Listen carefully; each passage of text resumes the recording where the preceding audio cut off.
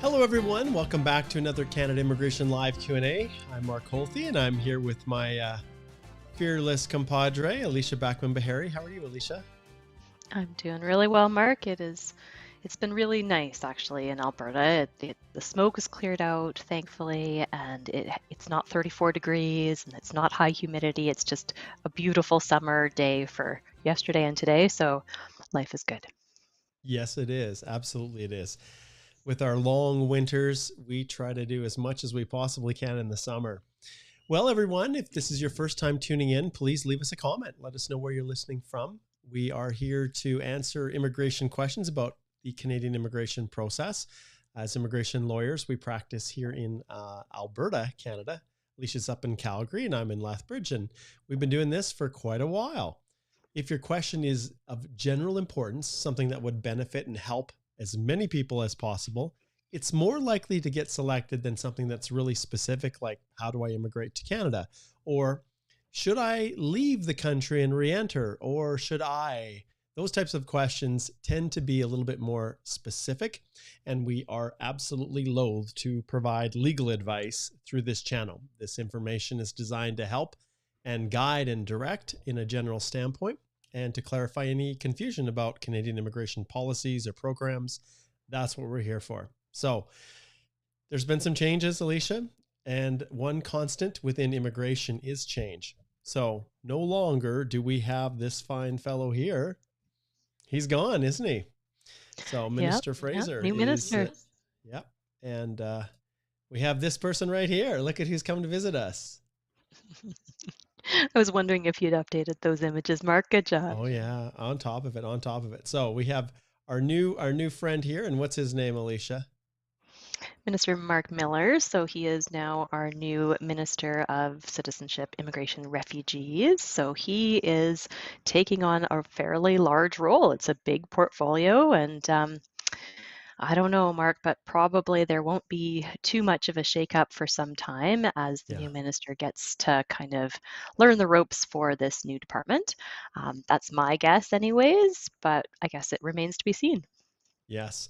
And I talked yesterday a little bit about our new Minister Miller here. He's from Montreal, and he was a practicing lawyer, did M&A work, mergers and acquisitions, and international commercial law. And he was an infantry soldier in the Canadian Armed Forces at one point in time as well. And so he is, what else does they have here? They've indicated that he was the only person, well, in 2017, he delivered a statement in the House of Commons entirely in Mohawk, making the first time the language had been spoken in either the House of Commons or the Senate since Confederation, when Canada became a country. So we're very, we're interested to see what stamp he puts on the immigration portfolio here in Canada. But Minister Fraser's out, and now we have Minister Miller. Yeah. All right. Well, what are some other points of, news and maybe the absence of something? Mm-hmm. Do you want to talk about that? Absence of express entry draws. There was a flurry of activity, pardon me, earlier in July, and then pretty much radio silence. So July 12th was that last round of invitation, and they had a whole bunch of back-to-back rounds when they were doing those category-based draws. So that was the last round of invitation. It was only specifically under the French candidates. If you look back at the prior rounds of invitations, there was a no program specified July 11th. It was a small number of applicants, only 800, and the CRS was super high, 505. French language proficiency was right before that. And because there was almost back-to-back French language, right? We had this July 7th, and then we had the July 12th draws. That CRS dropped significantly. They were both fairly large draws, right? The one on the 7th was 2,300. CRS was 439. And then a couple days later, basically less than a week, you've got another fairly large draw, 3,800, and the CRS comes down significantly, right? We haven't seen a 375, oh my goodness, for years, right? Yeah, long time. Yeah. So unfortunately, there is a little bit of lack of information in terms of predictability for what's happening right now. And you and I, Mark, are going to talk about this more because we're working with the CBA on a working group about it. But you know, it's been such a rough ride for people. We had fairly regular, like express entry was a known quantity, right? We had some sort of certainty that, here's about the CRS that you need when we have a general Mm-hmm. straight CRS. And then, of course, we had the COVID pandemic. Everything shut down. It was completely, I know this word is overused, but unprecedented, right? The express entry had never stopped before. And there was this giant gap in people's ability to get permanent residency. That went on for a long time. We only had CEC draws and we had PNP draws. And then they started up the program again. We had really high CRS when they started with the no program specified. And then, there was a little bit of certainty. People figured, okay, I can get a gauge on what I need to do under no program specified. But now that they've introduced the new targeted or category-based draws, it's going to have a significant impact, and it kind of remains to be seen how this will shake out. But what we're noticing so far is it has the effect of pushing up the general no program specified CRS scores. So they're higher than they've been pretty much since things opened up after the pandemic. Exactly. And one thing that we're watching carefully with the program specific draws, these ones here, is that there's at least guidelines for the number of invitations that are going to be issued in each of these program specific. And theoretically, based on the discussions that we've had with them, STEM is supposed to be one of the highest. Mm-hmm. So they've done a big, extension of invitations to French language. Healthcare, we've had, about 2,000 maybe healthcare here, but STEM has only been 500. So in light of this, the most recent H-1B, Canada H-1B holder open work permit, we know that going forward in the future, that is going to be a target for them is in particular the STEM occupations. And those of you who are wondering, well, what specific occupations fit within here, just slide back to our site. And you can even Google, I bet, generally Google express entry category-based selection 2023. And you'll probably find Alicia's article on this, but there's a more detailed breakdown here of each of the areas in which they're going to do targeted draws. We haven't seen anything for agriculture, or for transport or trades. We haven't seen anything for those, but the first two on the list, we've seen something for these. So we'll see, maybe we'll see something coming, but I think most of us expected to see a round of invitations this week, but we haven't seen anything yet. But the occupations, Alicia has broken them all down into here. And like Alicia says in her article, if you've got 6 months of experience within the past 3 years, you're going to be able to be potentially considered for if you've got work experience in these NOC codes. So check out that article. But keep in mind, yeah, with the caveat that keep in mind, you still have to meet the general eligibility requirement. Yeah. So for federal skilled worker, you still have to have that 1 year in your primary NOC qualifying full-time high skilled work. If you're looking at CEC, you have to have 1 year Canadian experience. So just be careful that these category-based draws don't erase the general requirements. You still have to go through and have regular eligibility for one of the other programs. And then on top of that, they might put you into one of the category-based draws. Yes. Yeah. Good point. And also I want to just let everybody know that if I slide back here in the link below, we are wrapping up our this most recent series of master classes for the express entry course, which have been wonderful. Really, really good, a good group of people going through. And when you subscribe to the express entry course, you have access to not just this master class and all the recordings associated with it, but future ones as well. If you're not quite ready to have all your questions answered, you're just thinking about getting into the pool, now is the best time right now. There's no time like now to subscribe to the course and start going through the over 10 hours of content. And then it's really set up, you guys, so that you can pick and choose what applies.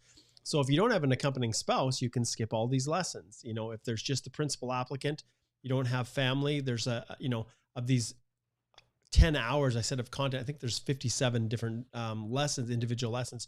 You can kind of pick and choose the ones that really are what you need the the most help with, including our very extensive Module 6, which is all about mastering all the documents, which is often where things fall apart within the express entry process. So keep that in mind. All right. So I think as far as announcements, at least at this stage, if you haven't yet subscribed to our newsletter, that's something else I want to point out. We actually have, I'll just flip over here on our firm website. I've showed you this blog post right here, but we have a ton of content. We've got blogs. Make sure you subscribe to the Canadian Immigration Podcast. I don't know if Igor's quite got the most recent one released yet. Okay, not yet. The 118 should be coming out today, and it's all about visa refusals with Adrian Denham. So I highly encourage you to subscribe to the podcast and get access to this awesome stream as you're traveling to work in the morning, commuting. These podcasts are specifically designed so that they can provide you more content when you're multitasking. Maybe if you're even driving, you can listen. So understand that's there. And I'll just flip back here as well. And the Canadian Immigration Newsletter, I think Igor just sent out that one yesterday, our most recent version. And we try to get you up to date on everything that's happening in the world of immigration. But my goodness, we are busy. It is, there's no shortage of things to announce and to let people know about. Yeah, and I think you've probably talked about this too, Mark, but Igor also just released a new blog article on the Ukraine family sponsorship applications for permanent residency. So, keep in mind, go read Igor's blog. He did a good job. It is outlining who's going to be eligible, what you need to know, and people need to prepare for this in advance because I know we've done a lot of pro bono Ukraine work, and there are a number of families who are separated, right? You still have a few of those family members back in Ukraine, and maybe some of them are in Canada. And in order to be able to sponsor one of your family members under this new program, they physically have to be inside of Canada with proper status by the time this program opens up in October. So keep that in mind if you are looking to sponsor your family and you are a Ukrainian citizen. Those family members need to be in Canada and they need to have that valid status. CUAET is now closed, but you can still apply for a regular TRV. Perfect. I just looked at this. Boy, we just released this about 6 days ago. And I think I need to change this now. Message to Mark Miller, Minister of Immigration. My top 10 problems with the Canada H-1B work permit. Oh my goodness. And were there problems? Oh my goodness. Okay. Yeah. All right. Well, let's do some shout outs. And as always, feel free to post your questions and you may not get your question answered. Okay. But understand if you post it, I will have seen it and I'll scroll through and then we'll queue it up for Alicia to drive the ship and I'll pinch hit as well. She is the resident. Well, I got to make sure I characterize this properly. The resident information sharing person. That's awesome. Okay, Mady says hello, Mark and Alicia. Hope you're doing well. Good to see you. We've got Sahil here. Good morning, Sahil. Taj says, hey, Mark and Alicia. Taj is in Abuja. Thanks for connecting in. We've got Daniela who's sends our greetings from the Democratic Republic of Congo. Very cool. Let's see. Martin. Hello, Martin. Good to see you. Let's just see what else we've got here as we pull people in. Lennox is over in Toronto. Good to see you, Lennox. And Mustafa says, what do you think of the new immigration minister? So, Alicia, what do you think of the choice of new ministers here? I mean, I have no opinion at this point. He's not come out and said anything or announced anything or done anything. So really, it's just taking a look at his background. You can see that he was on other committees and he was the Minister of Indigenous Relations, but prior to this, and he's been, part of the government for some time. So really, we don't have a sense of what he's going to do with his portfolio yet, but as Mark and I were talking the other day, I mean, the mandate letters from the government are still the same. They don't change the mandate letters. So we know what that was, and it should be a matter of making sure that that mandate is still advanced by whoever the immigration minister is. So we know that there were a number of initiatives announced with the prior minister, Sean Fraser, and it seemed like all of those have kind of been implemented in a flurry, and then now he's transitioned the portfolio. So we'll see what remains to be done, but probably it'll be business as usual until the new minister gets his feet underneath him. Yes. All right. Okay, Minister Miller, we will let you escape and let's dive into some of the questions that we have here. The first one is from Vera Williams. She says, hello, Mark. And I'm just going to remove this one as well, so we've got a little bit more room for questions. Vera says, hello, Mark. Thank you. Thank you for the free sessions, I think. People are typing madly. If I can get my question in first, I'll answer it. Please must my employer state explicitly that they will keep employing me after my PR in my job offer, or the permanent full-time clause is just okay? So Vera, take a look. I did a video on can you claim those arranged employment points for your express entry profile. So we're talking about those 50 points that are up for grabs, but only in very specific circumstances. So I have a whole kind of explainer video on it, and I've also done a blog to go along with it. So the blog's on our website. One of the legislative pieces is that the employer intends to continue to employ you for a year after you get PR. And we go back and forth with employers about this often because the employers are nervous about trying to say that they are going to guarantee employment or that it's a term employment or anything like that. But basically, so there you go. Can you claim CRS for a job offer? I've got a whole little video with nice visuals for you to go through that. And then we also have a blog on our website.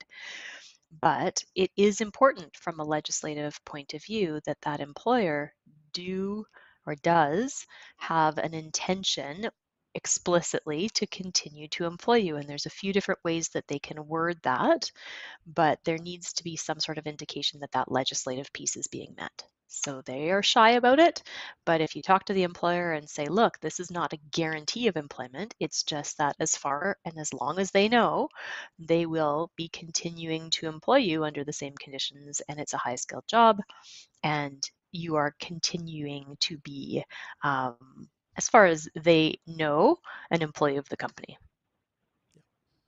All right. Yes. So go check those out. You can see the video here that Alicia has been very popular. So we've got just about 8,300 views, and this should probably have 80,000 personally, given the fact the content that Alicia has in there. And it's really presented in an easy way to understand how it works.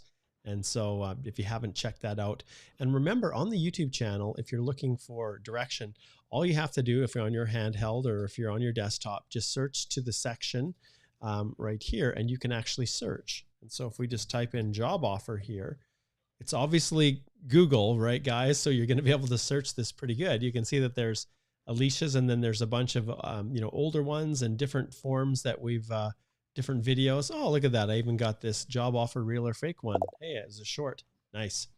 Anyway, so go check that out. There's a whole host of things that you can search as well as you're looking for information, and those channels are, all those videos are there to help you. All right. And we never really did talk about one really cool thing that happened through this whole H-1B thing is the fact that we crossed over 50,000 subscribers to our YouTube channel. So that's pretty cool. 814 videos that we've done over the last number of years. And I really, want to thank everybody for, whether you're watching on LinkedIn or Facebook or other locations, that's great. We love for you connecting in there.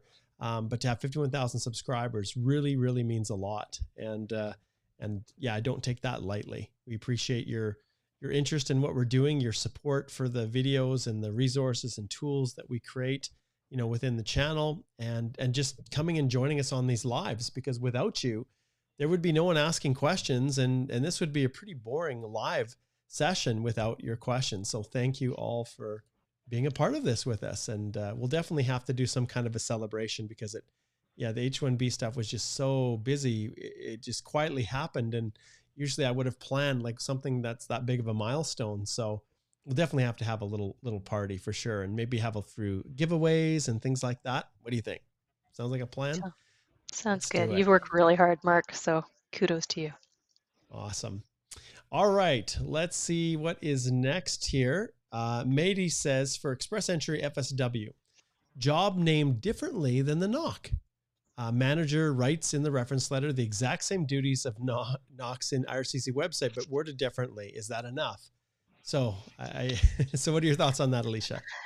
So, Mady, I mean, one of the biggest things that we do and the time that we take with our clients is really making sure that people are identifying their proper NOC when they are claiming their work experience. And this is more involved than it can seem at first blush, right? So making sure that it's not just the job title that's important, it's that lead statement. So the main duties, the activities and the main duties that you're doing, and then meeting the majority of, sorry, the lead statement, main activity, and then the majority of the main duties. And that's probably about 75% to be safe. Immigration gets a little bit suspicious if they look at the NOC and then they look at the letter from your employer and everything is almost exactly the same. They really want the employer to describe in their own words what it is that you do, what's the essence of your job, and if there are extra things that you do above and beyond what's on those NOC main duties, talk about it, add that in.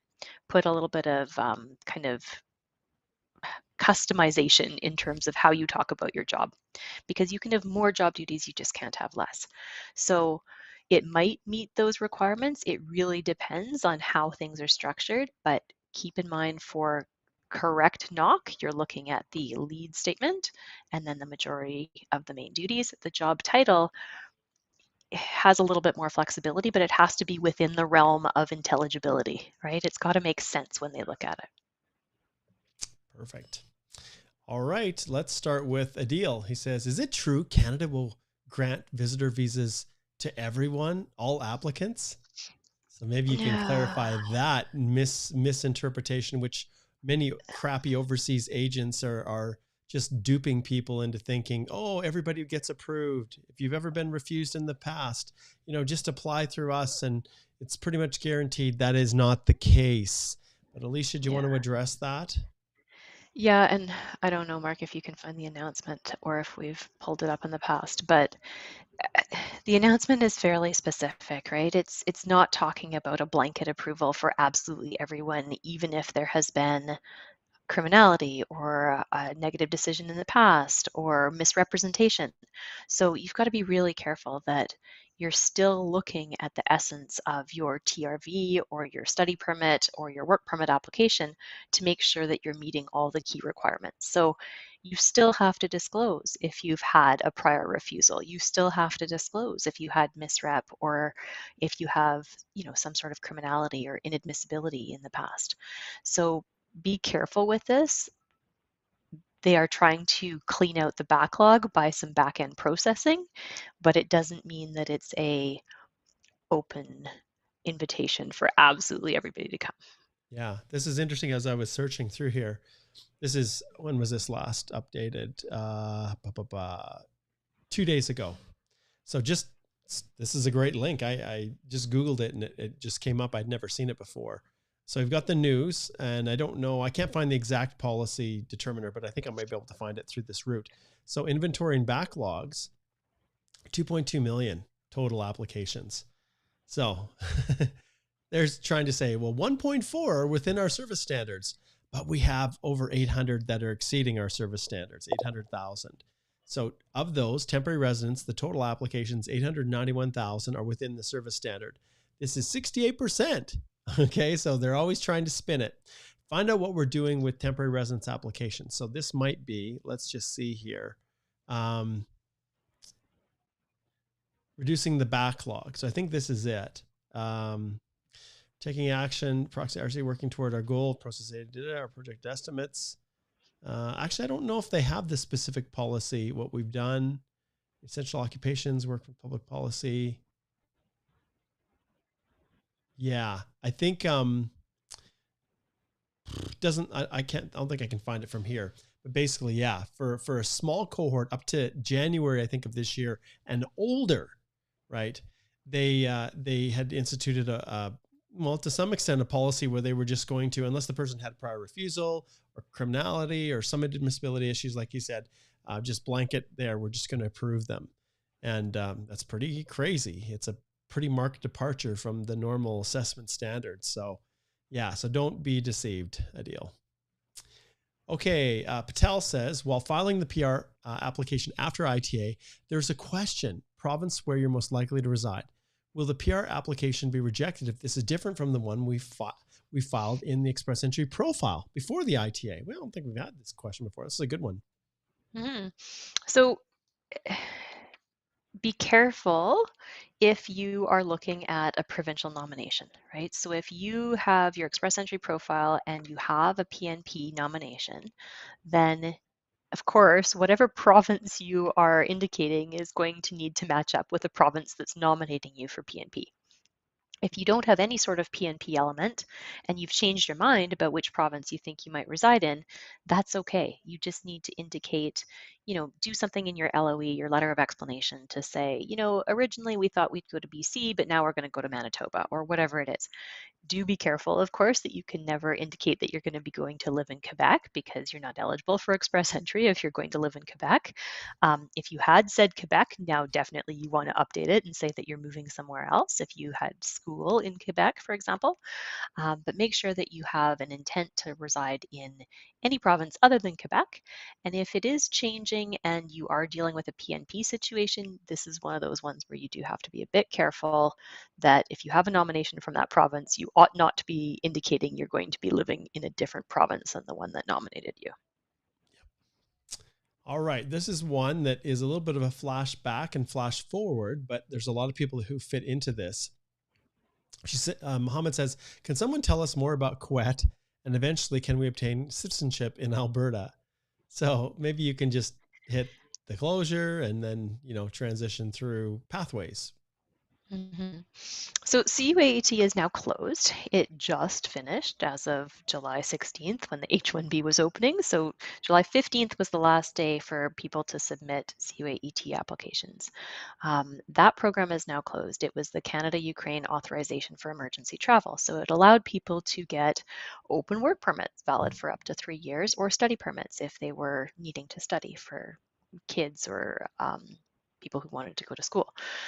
So that program is done, but there are ways that Ukrainian citizens who have work permits are able to start to gain points to try to situate themselves so that they can qualify for regular express entry or provincial nominee programs. If you're looking at specifically Alberta, keep in mind that nobody goes directly to citizenship. You always have to first qualify for a permanent residence application. So that could be PNP. Alberta has basically an express entry linked, and also the Alberta Opportunity Stream are the two biggest ones that are probably going to be applicable. And then you also have the federal express entry pathways. Keep in mind there's now the new sponsorship. So if somebody is able to have a family member that is already a Canadian citizen or permanent resident, that Canadian can sponsor Ukrainian family members. So there's going to be a few different pathways for Ukrainians to transition to a permanent residence application. And then you have to meet your residency obligation and make sure that you're a permanent resident for at least basically 3 years before you can apply for citizenship. So it is not a direct path to citizenship. There are a few stops along the way. Perfect. All right. Lovey Dovey asked this question. What to consider when withdrawing an EAPR, pros and cons? So Lovey, book a consult. We've talked about this before, but Alicia, generally speaking, pros and cons in withdrawing an EAPR. I think in this case, the context is likely that there is something wrong or there's a problem with the EAPR. Maybe I forgot to list a refused visa in the past. Maybe it's a statutory information thing, or maybe I've got the wrong NOC code.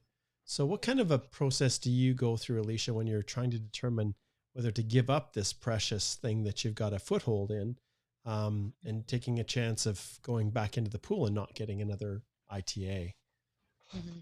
Well, Mark, you and I are lawyers, right? We are officers of the court, and we are duty bound not to allow people to lie or knowingly submit an application if they know that there is an error or an inaccuracy. So if the error in the application is serious and it's something that could constitute misrepresentation or fraud or something that is incorrect, then our advice would have to be, you can't let an application based on misrepresentation continue. If you know that it's incorrect, you have to fix it. And if you can't fix it, you have to withdraw it. Now, if it's some sort of other error, like it really depends on the nature of the errors. If it's some sort of other error, there might be some way to try to address it. For express entry, they're pretty ruthless. So whatever you have at the time that you submitted is what's going to stand. They don't give you opportunities to update things.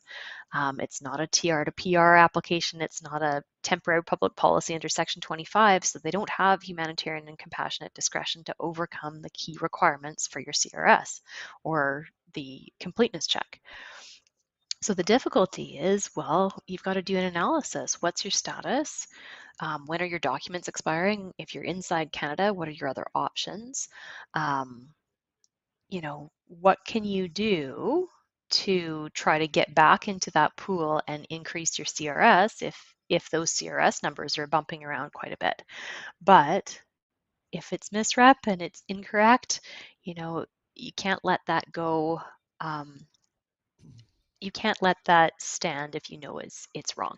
So it really depends on the nature of what is happening. If you withdraw the EAPR, then there's no harm, no foul. You basically have to acknowledge that on subsequent applications. When they ask you, have you ever submitted an application for PR before? Yes, and here's my express entry file number, and here's why I withdrew it in the past, right? Just make sure that you acknowledge it if that is something that you do. Yeah, great answer. I'll pull this one up from Sahil. He says, your channel helped me a lot. Finally got our PR application approved. All right, you know what's coming here. Oh, it's quiet. We got some applause here. And booked our visa appointment for Monday. Congratulations, Sahil. This is awesome. Referred my sister to enroll in your H-1B course, and she applied her work permit. That is fantastic. I am so, so happy. I think we had about 150 people that went through that course. And yeah, it just makes me so happy to know the work that we're doing here. When people, this is stuff we're just genuinely helping people. We're not hoarding the information. We're not keeping it to ourselves. And you have to hire us in order to access our high level understanding of immigration and our 40 combined years of experience working within immigration, right? This is a way that we can give back. And this is a free resource of information and, explanations on immigration policy and laws and things like that, programs. But that's also why we charge the consult fees that we do. So we don't offer free consultations. Other people might do that, but we find that by sharing information in this format, thousands of people can benefit from a great answer like Alicia just gave to a question versus one-to-one, and allows us to utilize and amplify our limited time. Alicia and I, we both have busy families and children and spouses, and we have a life both, outside of the office as much as we do as immigration is a part of who we are and as immigration lawyers. So we really appreciate when people come back and say, thanks for the help. And the best thanks you guys could ever give is to refer a friend or a colleague who maybe wants that extra little bit of help. Maybe they do want to access the course and still maintain control and do it themselves. Or maybe they want to actually retain the firm to help them put the application together and submit it. And we absolutely love all of those. And I just thought I would share something I haven't done before, but we try to keep pretty good statistics on this stuff. And so if you see here on our, this is just a little page that I have that documents our lead sources.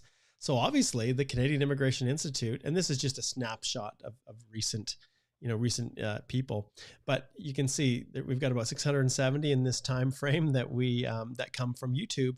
And then look what's growing. And, really the firm initiated from scratch in 2019, really 2020. So we've hardly been at this about 3 years. And this is a real testament. This 135 is a real testament to, clients who come use our service and then refer friends. So I really appreciate Sahil, you referring your sister, and whether it's through the Canadian Immigration Institute or through Holthe Immigration Law, we really appreciate it and we welcome that. So thank you so much. All right, let's jump to another question. Daniela says, do you think With the new changes, there will still be a draw for French speakers in express entry. I love these speculative questions, but hey, why not? Yeah. So one of the things that is interesting about the category-based draws is the timing really matters. So which category they pull and whether they do fairly quick draws from that same category back to back really affects the CRS. So they've just done two pretty much back to back for the French speakers under category-based. They might do another one, but basically they have yearly targets and they are looking at express entry overall through no program specified, PNPs, CECs, the whole thing. And they will say, okay, overall, we want to have a target of approximately 30% for STEM. So some of those draws have already happened, of course, because we're halfway through the year. Then they're looking at doing these category-based or specific draws as well. And so they have this as an extra tool in their little dispensary to say, here's how we get pretty laser focused in meeting what we think the labor demands are. So, even there's a new minister, those targets are still going to be the same. What we don't know is already how many applicants, what percentage of applicants up until July were already in STEM, for example, or already in French. Yeah. So overall, they should make it for the year. We just don't have the data yet because they're going to release it at the end of the year to say exactly how their percentages shook out. Yes. Here's a good question from Meka. She says, hi, Mark and Alicia. Is it okay to change from one NOC code to another while on a postgrad work permit, specifically from code 22302 to 72100? Thanks. Mm-hmm. So, Mika, the nice thing is that if you're on a postgrad work permit, it's an open work permit. So you can work for any employer in any occupation. Now, at the same time, strategically, if you're looking to try to qualify for permanent residency, you want to make sure that that is high skilled work. And the good thing is both of those are high skilled. They're both in tier 2. And how do we know? Well, it's because the second digit in your tier code is a 2 for both of them. And anything NOC 3, 2, 1, or 0 would be fine to qualify for skilled work experience. You do want to make sure that you have a primary occupation that you have to identify at some point in your career. But if you're looking at CEC, as long as you can cobble together 1 year of high skilled work experience, you can use different NOCs. So just make sure that you are able to get your letters and your supporting evidence and your documentation from your employers, because some employers are a little bit more reluctant to give it than others. And so you usually want to try to get as much information as possible, just in case you can't get everything perfectly from one employer. It's helpful to get everything that you can from both employers. All right. Next question. This is from VK. And this is a great one because it's one many, like you're not going to find this answer anywhere. So it's with respect to targeting express entry. If an LMIA is approved for a 00 NOC code, do we need to list the 00 as the primary code, or can I list computer engineer NOC code as a primary NOC code? So I'll take a stab at this, Alicia, and then you can correct me if you have a different view. When you're proving qualifications for eligibility to one of the programs, which the primary NOC code is the essential component, then you're going to use that primary NOC is going to be the one that's going to drive the ship, showing you've had 1 year of Canadian experience, right? If it's the CEC or for the Federal Skilled Worker Program, that you've met the 1 year minimum continuous full-time paid work experience, if that allows you to meet the credentials, hit the 67 points like Alicia spoke to earlier. So those are kind of backward looking. But when it comes to a job offer, it's future. So technically, we don't know if that LMIA is a permanent LMIA or a dual purpose or only for a work permit, but the LMIA is forward looking. So my opinion in this case is that the primary NOC code is the one you're going to want to use to show your eligibility for the programs, but you can absolutely have an approved LMIA for a 00 NOC, provided all the other factors are met. Now, Alicia, I welcome your thoughts on this because I've never seen any direction. I did use, actually I shouldn't say that because I've done this in the past.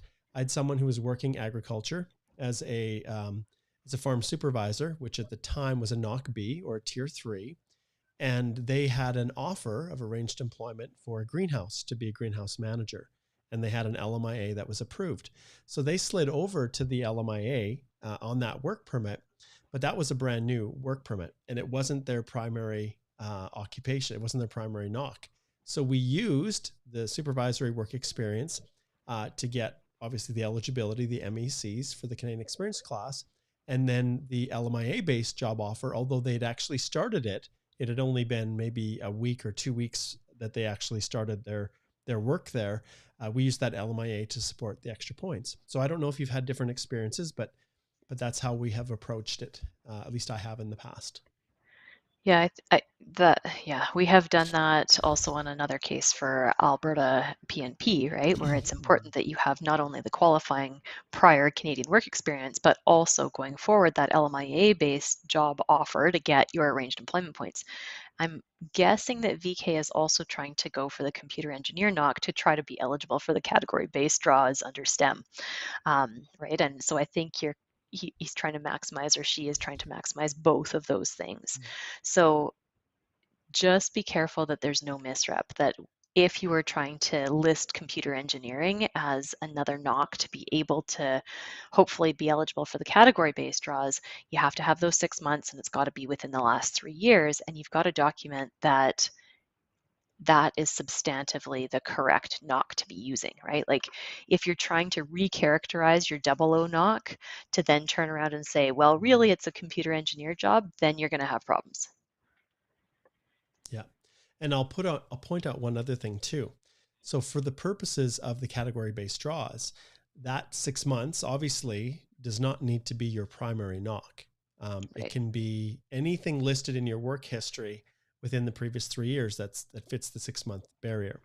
However, if you are looking to get drawn, say under the Ontario Immigrant Nominee Program's Human Capital Priority Stream, every once in a while they have kind of tech related draws. Then in that case, they're only going to be scrubbing, I think, it's my understanding, what you've listed as your primary NOC. So it might be different, but I'm pretty sure that's where they're pulling from, is what you've listed as your primary NOC. So just be aware of that as well. So you've got to try to balance it to give yourself the most opportunities.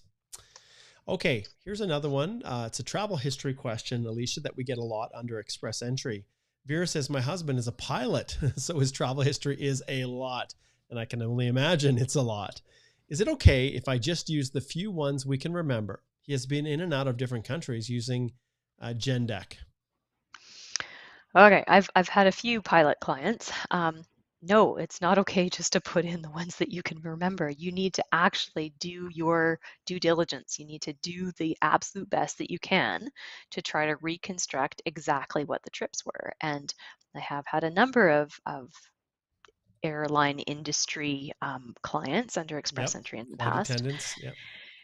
And yeah, people who are doing load distribution and all sort of stuff. And it is important to try to get a copy of the log records showing all of the flight histories. And I mean, in one of the cases I was working on with a client, I think he had like 190 entries or something. Like it was insane. But you really need to do your best to get the most comprehensive records that you can, and then do a letter of explanation saying, look, I've requested all of the flight records, all of my postings and information that I can get on entry exit records.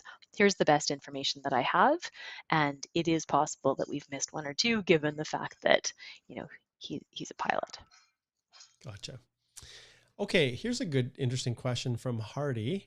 Hardy says, Mark, are you in Edmonton or Calgary? I'm in Lethbridge, actually. What neighborhood do you recommend that are affordable for fresh arrivals? So Alicia, you live in Calgary.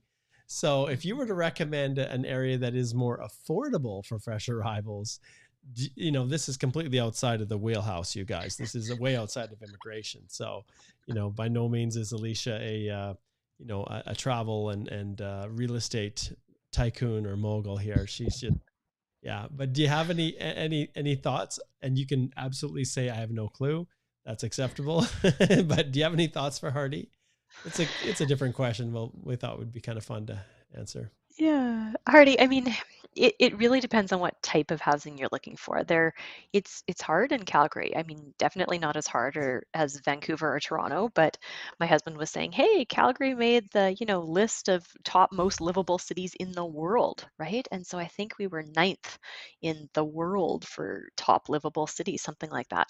So there are a number of options in terms of housing arrangements. Usually, I mean, I'd say stereotypically, it's more affordable in the Northeast. Calgary's kind of broken into quadrants, Northeast, Northwest, Southeast, Southwest. That's kind of how it goes, or the downtown area. Yep. So here you go. Calgary's ranked up there, and so is Vancouver, and so is Toronto. But, the reason that we get a Livable? fairly Seriously. Come on. livable Everything's so city, yep. expensive. Osaka, Toronto, number 9, Yeah. Geneva, Oh, maybe we're Calgary. seven. Okay. So yeah, this is bounced around a little bit. I think there was I'm not sure which year is which, but anyways, we're on there. And the nice thing is Calgary is a fantastic city. We're close to the mountains. And if you are looking at an apartment or a townhouse or a condo, then there are definitely more affordable options for people. I do know, talking to some people at the University of Calgary, it's tough for students to find student accommodations right now because they don't have as much income, and it's hard to try to find those entry level spots to live. All right, we'll pull up a question here. This one's from, let's see, maybe it was Hardy again. I'm just trying to see. Nope, I'm not sure who this is. Let's see what comes up here. It says, I applied for a Canada H-1B. I'm waiting for biometric. My passport is expiring in 9 months. At what stage do they decide duration of the open work permit? Can I get the open work permit letter first and then renew my passport? So I'll step in here, Alicia, and I'll answer this one. So in every case, I advise people, if you can go and apply right now immediately to get your passport extended, do it now as quickly as you can, because things like biometrics are connected to a passport, right? And sometimes you can have some issues with that when you're switching over because of that linkage. Also, immigration has said that they will only issue that H-1B, Canada H-1B work permit until the expiry of the passport. And if they issue the approval letter for you and, then you're getting ready to go to the border, well, it's going to only be, that it's going to be linked to your existing passport. So anything you can do to try to extend it now is what you do. And even if you've completed biometrics and you have that associated with one passport and you say, oh, I just got this renewed, I would follow up with them and say, hey, I've got this new passport. And at the time in which they request your passport, if you need a visa, if you're coming from India, then I would notify them, here, I'm uploading my new passport to you, but do you need me to get biometrics done again? Or something along those lines. And it's hard to tell them, just wait, I'm getting a new passport, when they've given you 30 days to get your biometrics done. So it's a little bit of a dance because there's no way of notifying them and them actually getting answers quickly. Although, Alicia, I'm starting to see requests for people that instruct them to provide information, not through the web form, but directly to an email address that's embedded in that, because they recognize and they specifically allude to the fact that don't send it, through the web form, because we won't get it in the 30 days. So lots of changes within immigration. So any other thoughts in terms of passport when it's expiring and people are in this kind of limbo period? Because obviously this individual doesn't want to get a work permit that's only valid for 6 months. That's not helpful. Mm-hmm. And I've had a number of consults. So after the H-1B went down, then a number of consults. The whole next week was, help, I messed up my H-1B application, or, oh no, I didn't realize my passport was expiring. What can I do now? And I totally agree, Mark. Get that new passport as soon as possible. Do an expedited application to have that new passport. Hopefully you get the new passport before the biometrics, and then say, look, here's the new passport number, here's the old passport. If you have like your H-1B stamps on that old passport, make sure that you bring both or a copy of both with you so that it's clear that you're still the same person and you're still eligible for the H-1B category. But just make sure that you try to get that new passport as soon as possible and really hope that they will give you the full validity if they can link up your file with that application in time. Yeah, exactly. We've got a string of comments here from Sky. So Ricky Sky. And it really relates around Quebec immigration. So no, the law isn't necessarily the same in Quebec. So Quebec has their own immigration process. And I know there's issues here about special needs, adult and caregivers. And the other question is, are there H&C possibilities? So really when it comes to anything that is Quebec based, I know, and then you've asked, how much here is a consultation on the phone? Thank you. Well, from a simple standpoint, if we go back to our firm website and we just click on here, you can see up in the top, there's speak to a lawyer here, and then you can connect in, and Alicia and I charge essentially $300 plus the 5% sales tax in Alberta for a 25-minute consult and $600 for a 50-minute consult. And you can easily go in and you can book that consult at any time. However, when it comes to your question, which is really related to Quebec-based immigration, then at that stage, we tend to refer you to our colleagues in Quebec.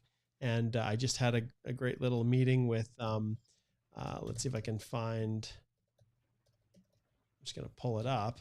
I've got a good friend friends that have a firm in Quebec that I've got no problem sliding over and directing people to. Gomberg Dolphin, who is, great friends there, but we have others as well that we direct people to when they are looking to apply in Quebec with any Quebec-based stuff. And so, I've got some other friends as well. So that's what we would probably do for you, is direct you that way, Ricky. All right, let's see. Our time is just about up, you guys. We are just about through. Let's see.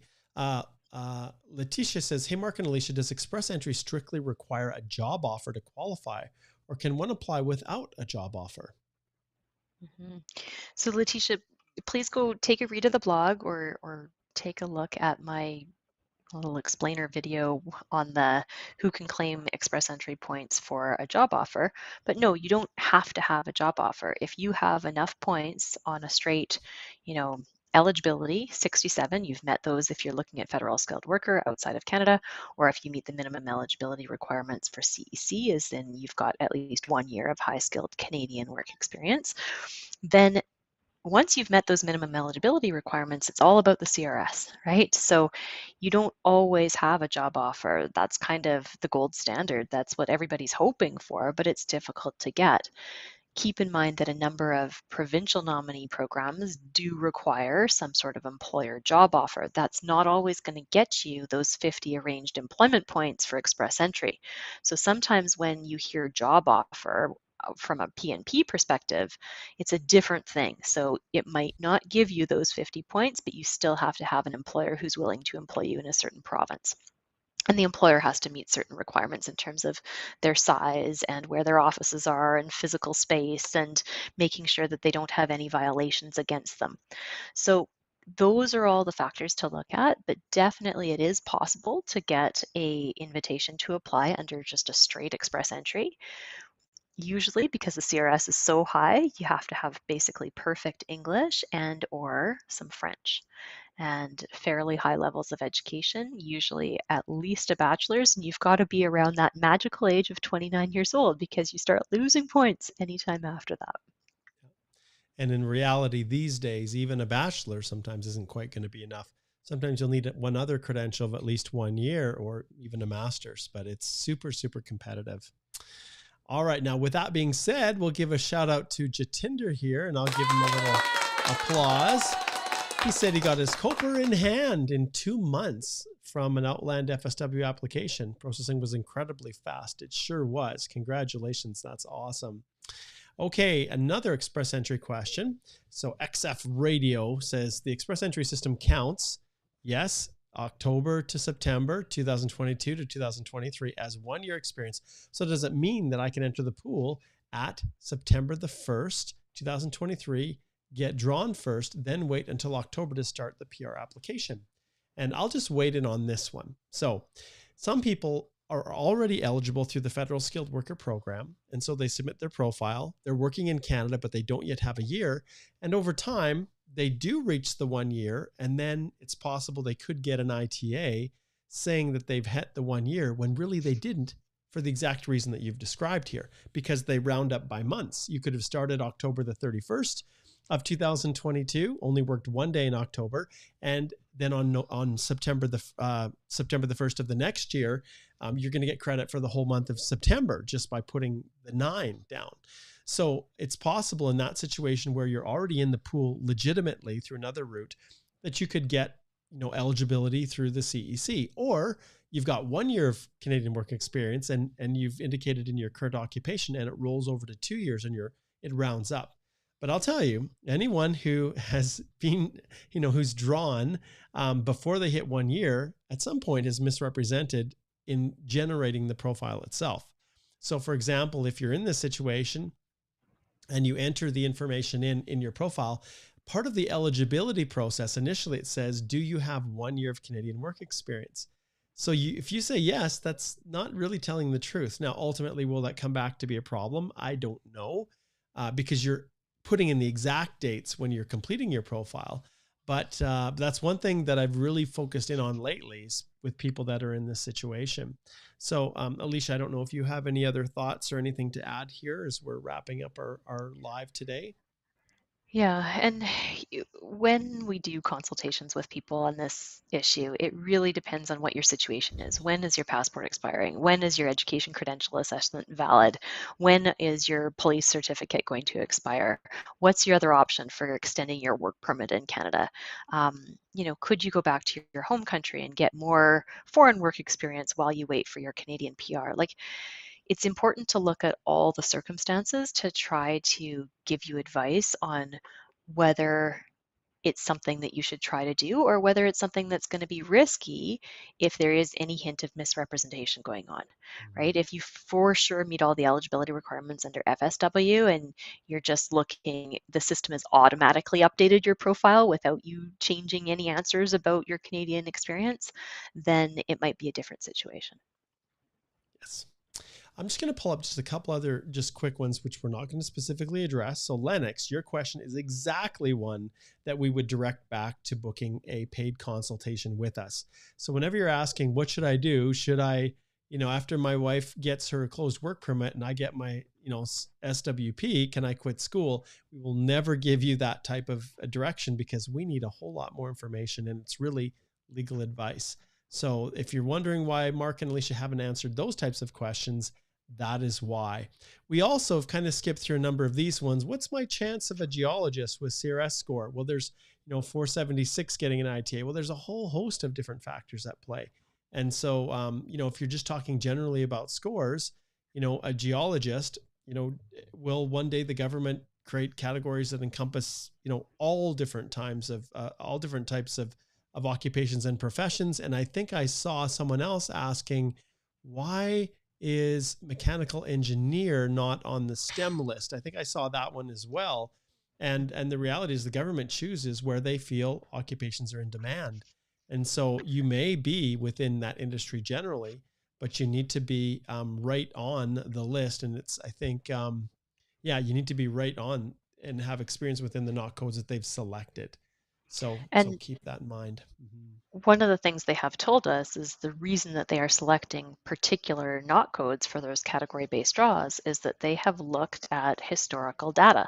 So they are actually using what's called the Canadian Occupational Projection System, COPS, COPS is the acronym for it. But they're looking at survey and wage and labor market information and linking that to the surveys that they do with Canadian employers and other stakeholders. But it's largely based on this Canadian Occupational Projection System. All right, we'll finish this last one, touching back to the H-1B folks who really dominated the world over the last couple of weeks. Pramal says, I applied for the Canada H-1B open work permit. I couldn't figure out how to apply for the kids study permit. So I applied for kids work permit to include them with my application. Okay, so this is a problem and you need to book a consult, Pramal. Can I apply for their study permits later? So we know that many people chose to just apply on their own and not include their family at all.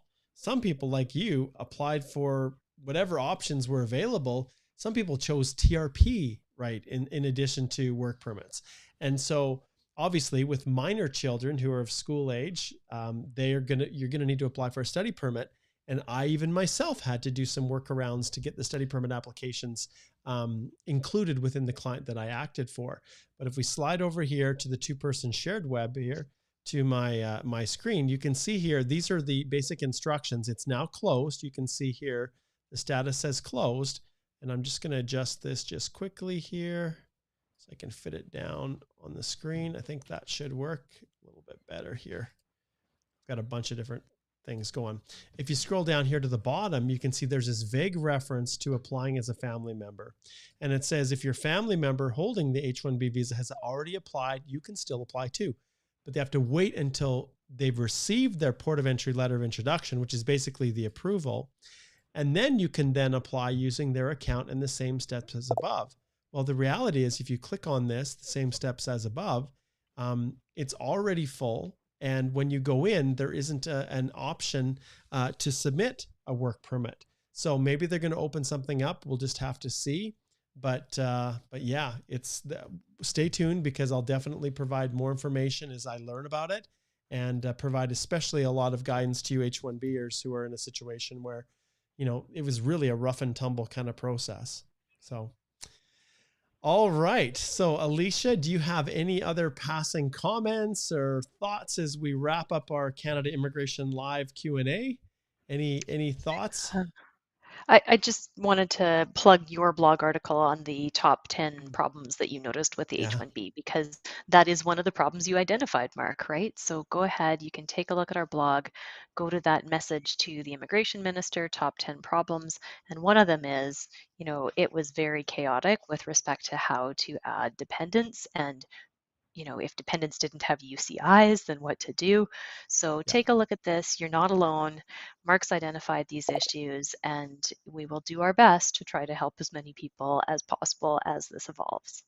You bet. And we put a link to the CBC article where I was interviewed, as well as the Toronto Star. And I want to thank the 2 individuals in my course. BBC reached out to me as well, and I provided them with some real examples of H-1B holders and why they were choosing to come to Canada. So those articles are all out there. And yeah, so there we go. All right. Thanks, Alicia. Stay tuned, you guys. We're going to be releasing, like I said, a new episode 118 of the podcast that is all on what to do if your visa is refused and the options that are available and really good, sound, practical advice with Adrian Denham, a lawyer in Vancouver, one of our friends out there. And so watch for that one. If you haven't subscribed to this channel, please do it. Join the over 50,000 people that have to this date. And with the Canadian Immigration Podcast, the same thing. That has been longer. It has had a longer tenure, a longer run than even the channel. So that was where it all started. So new episodes are dropping all the time. And we'd love to hear from you. So if you have any thoughts or direction on, you know, future topics or things, don't hesitate to drop us in any of our, you know, suggestions in any of our social channels, or you can also send an email. And I think I might have it queued up here. Let's see, just to info@holthelaw.com. That's our main email source of information. No, I'll just add it in here. It's just info@holthelaw.com. That's a good source of many. And we'll just pull this one. If I can grab it, it's stuck. There it is. We'll stick it below me there. Yeah. All right. Okay, guys, thanks so much for tuning in. Another great live. Thank you, Alicia, for your great answers and for the information that you're sharing. And I know we've got lots of people that are giving shout outs. Thanks so much. Thank you, everyone. Have a great weekend.